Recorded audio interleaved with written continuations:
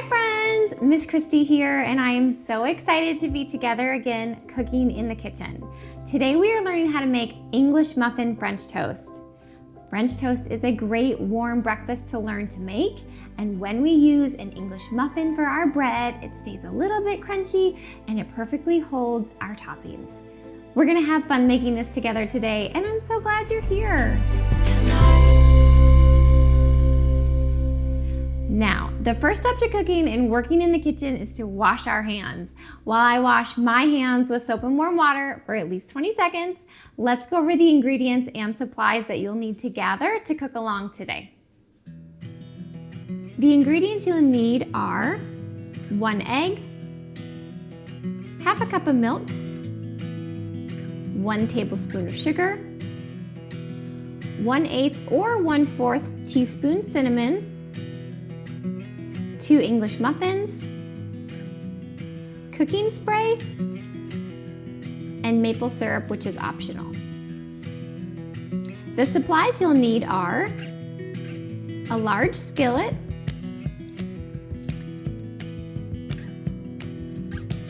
a shallow dish such as a casserole or pie pan,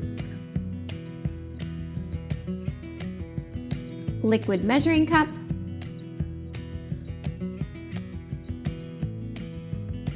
one tablespoon, 1/8 or 1/4 teaspoon, a whisk,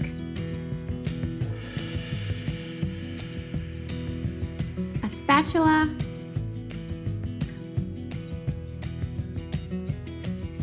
and a small plate.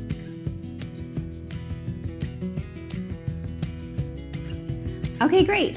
My hands are clean and your hands are clean. We've gathered our ingredients and supplies, so let's get started making our English Muffin French toast.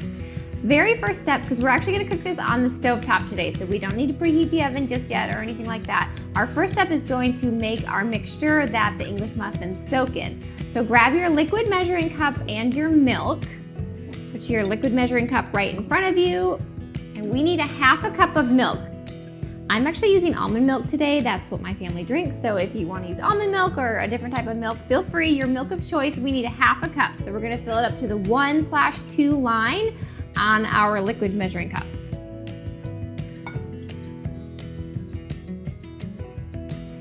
And it's good to keep your measuring cup on the flat surface so you get a nice even measure. So that's why I have it sitting on my work surface. You can put your milk to the side because you won't need any more of that. And we're actually gonna mix everything right into our measuring cup. It just makes it easier that way. We have one less dish to clean. So next we're gonna crack our egg into our milk. If you don't feel comfortable cracking an egg just yet and make sure you're not gonna get a shell in there, you can always crack it into a small bowl and pour it in. But if not, and you feel okay with it, you're just gonna tap it on the side and carefully crack it right into our milk. Now we need our sugar. So grab your sugar and your 1 tablespoon. So it's the one that says 1 TBSP. It's the bigger one that we'll use today. And then grab your sugar, and we need a tablespoon of sugar right into our egg and milk mixture. So scoop it in, and I'm just using white sugar. Like, this is a cane sugar. You could use granulated sugar, just a white sugar, 1 tablespoon. Okay. You can put your sugar to the side because you won't need that anymore. Next up is our cinnamon. So grab your cinnamon, put that by you, and your teaspoon. So in the supply list, I said you either need 1/8 of a teaspoon or 1/4 of a teaspoon. Reason being is that not everybody has 1/8 of a teaspoon like measurement in their house. I don't. I actually have 1/4 of a teaspoon. So I'm gonna use my 1/4 TSP teaspoon, and I'm just gonna fill it up about halfway. If you like a lot of cinnamon and you like that flavor, feel free to use a whole scoop of it. But for me to get 1/8 of a teaspoon, it doesn't have to be super perfect. I'm just gonna fill it up about halfway full in my little teaspoon and just dump it in your milk.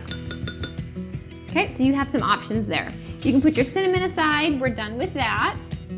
And now grab your whisk, and we are going to mix this all together. Because we cracked an egg inside, I kind of like to poke at it to try to break up the yolk. That way it mixes a little bit better. And then you're just gonna mix it around until the sugar at the bottom gets mixed in and the cinnamon's all mixed around there. Like I always say, if your whisk doesn't happen to fit in your measuring cup, if it's too big, you can do this with a fork, so you can grab a fork and mix it together. Mine just happens to fit perfectly, but if yours doesn't, grab a fork and you can do the same thing. Just mix it all together, and then you can put your whisk to the side because we are done using that. And now you need to grab the shallow pan that we talked about in the supply list. So I just have like a pie pan. You could use a casserole dish, just something that is a little bit wider and has an edge, because we're gonna pour this in here to then soak our English muffins in. So it needs to be able to hold it and have enough space. So I use a pie pan just because it works well. If you have a casserole dish that's about this size, not something too big, you don't want it to spread out too much. And then it does need to fit them. So it kind of needs to be like a little bit of a perfect fit. If you have a pie pan like this, it works well. So take your measuring cup that we have all of our ingredients in and just pour it right into whatever shallow dish that you are using. And put that to the side. We're done with the measuring cup. And now you want to grab your 2 English muffins. Now, English muffins usually come in that they're slightly pre-separated, but they're not fully cut in half. So what we need to do is carefully tear them apart to the best of your ability. You don't want to get any like huge chunks that are coming off, so just go slow. And if you need to grab a knife, like a butter knife, to cut them in half, you could do that too. Sometimes I just like to try to pull them apart, save a dish, one less thing to wash and clean. But if you just go slow and kind of move it around, you can get them cut in half, just like this. Perfect. We want to put these face down. So we're going to say that this is the face of the English muffin. We want them face down into our mixture because they need to soak up all that flavor. So put them down, and then we just need to do the same thing with the other one. So grab your other English muffin, and again, just kind of carefully break it apart, or if you grabbed a knife, carefully cut them in half. I don't know, I just think tearing them in half is fun, so I'm going to keep tearing it in half. The best you can. And if you get any big chunks, like I said, missing, I would take those off and just set them to the side, because if you put them in your pan when we cook them, it's going to get just a little bit messy and kind of get in the way. So if you have any big chunks hanging off, just kind of tear it off. You just want to have like 2 kind of good halves to work with. So again, we're going to put these face down into our mixture so they can start soaking up the cinnamon and sugar and milk and egg. Perfect. And see, you can kind of see how they all fit in here. That's the goal. You want to have both or all 4 English muffins fitting in your dish to soak in the mixture, so they all have a little bit of room. All right, so they're sitting in our mixture, and they actually need to sit face down for 4 minutes. That way they have time to soak up the flavors. While they are soaking for 4 minutes, we're actually gonna warm up our pan. So I'm gonna head to the stove, but I'm gonna grab my large skillet here and our cooking spray. I'm gonna set a 4-minute timer, and then we are gonna heat up our pan.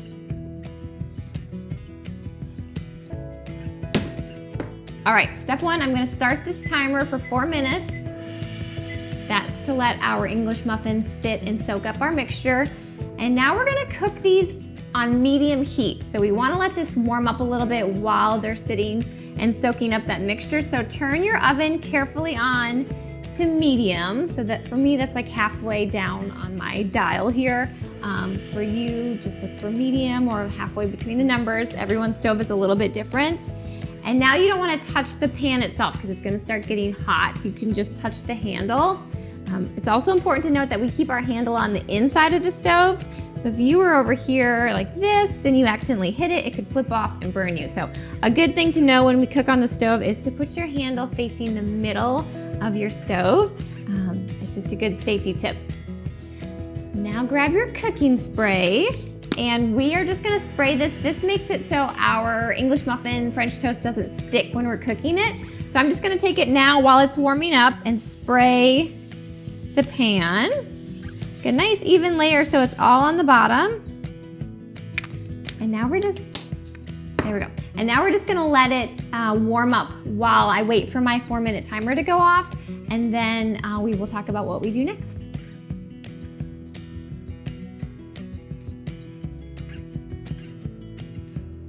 All right, friends, it's been 4 minutes. So now the next step is to flip them over and let them sit for just a minute. So they need to get that flavor on the other side as well. So because we have clean hands, I'm just gonna use my fingers and we're gonna flip each one of them over. So now the face is facing us and the bottoms are gonna sit in this mixture for a minute. So you can set a 1-minute timer, you can count to 60 as long as they sit in here for 1 minute, and then we will get to cook them on the stove and we'll talk about the next steps. All right, friends, it's been about a minute, so I counted to 60 and they've sat on the other side and soaked up some of that French toast mixture. So now we get to cook them on the stove. So if you can carry it all together, grab what I'm about to grab. If not, you can take 2 trips, but I'm going to carry our English muffin mixture and my plate and spatula. So these are the 3 things that we're gonna need over at the stove. Let's head over there. All right, so you can just set your French toast mixture down next to you, and the plate is just what we're gonna use to put it on when it's done, so you can set that to the side.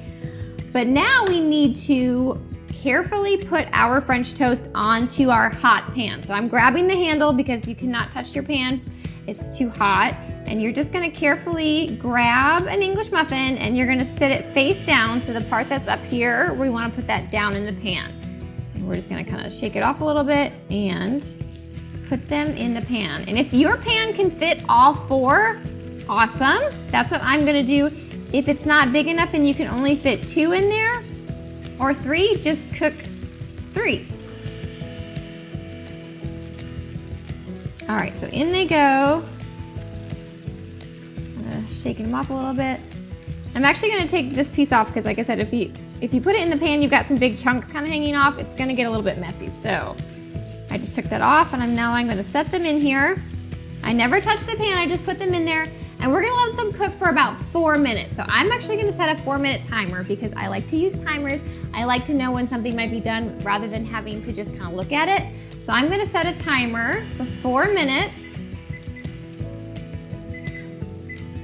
Perfect. And when that goes off, then we're going to carefully talk about flipping them over and cooking them on the other side, and then they're almost done.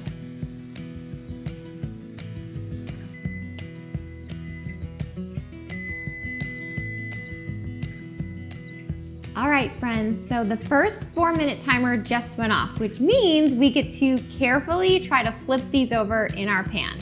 If this is not something you've done a lot before, just be patient with yourself. It's not easy and you don't want to burn yourself, so just go slow. You're gonna take your spatula and you're gonna hold the handle of your pan, right? And then you're just gonna try to, like the best you can, especially if you have 4 in your pan and it's a bit crowded, you're just gonna take the side of your spatula and just kind of get up underneath your English muffin. And you just want to try to flip it over the best you can. Like I said, go slow. We're going to flip all 4 of them over, and then we are going to set another 4-minute timer because then they're going to cook 4 minutes on the other side. But they smell good and they're looking good. And like I said, they kind of perfectly hold our toppings when they're done because it stays in that round shape. And if they get on top of each other when you flip, just kind of spread them back out because you want them to have room in the pan to cook on the other side. So they each have their own little space. They're happy in the pan. And now I'm gonna set another 4-minute timer. Once that timer is done, we'll talk about it, but they're basically done cooking and we take them off the stove. But let's let them cook for 4 more minutes on the other side, and then we'll go from there.